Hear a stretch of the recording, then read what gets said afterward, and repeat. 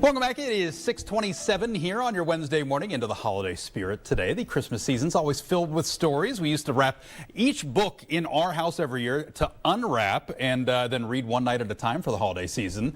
It's sort of a special thing in many households. Our education expert Todd Cole is playing the role of the Jolly Elf this morning to tell us about some special books for the season. Good to see you, my friend. Merry Christmas. I love that idea. We did it for years. We don't do it anymore. When the kids were younger, though, we would, at the end of the season, we'd rewrap all of them, and then the next year you open one at a time, and it was like a gift every day. It's like something you could do each day of Advent.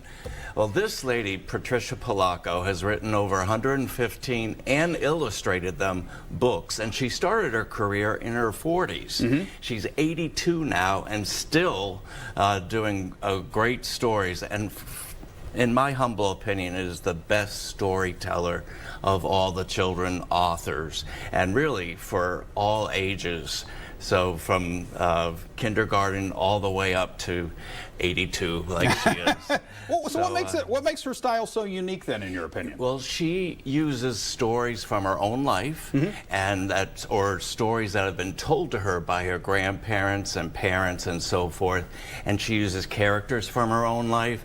And she's from Russia and Ukraine, and so the culture's a little bit different, but she mixes so many different themes and meaningful stories within the same story, so they overlap and then connect at the end, and it's just a masterpiece of the way she does it. So the first one here is Orange for Frankie. Speaking of tradition, some people get oranges and put them in their stocking.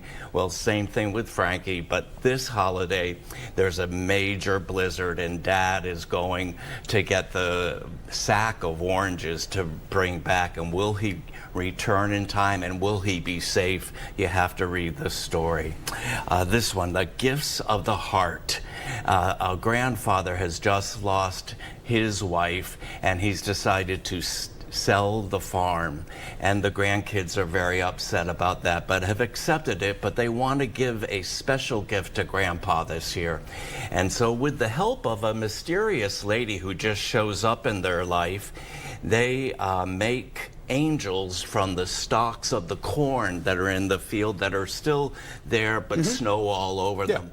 But it's a special gift, and we all know that those homemade gifts are probably the best ones. You were talking about what's your favorite gift that you've ever gotten at Christmas. Sometimes it's the homemade gifts that are the best.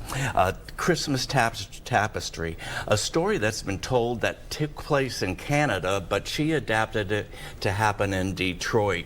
Even Robert Schuller from the Hour of Power has told this story of a tapestry that's bought by a minister and his son in an antique store to cover a hole that's in their sanctuary, and they want to cover it before the Christmas Eve service.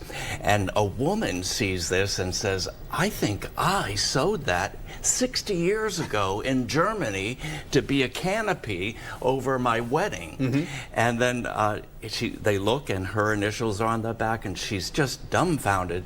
But she was separated by her husband, by the Nazis with her husband, and so she never saw her husband again.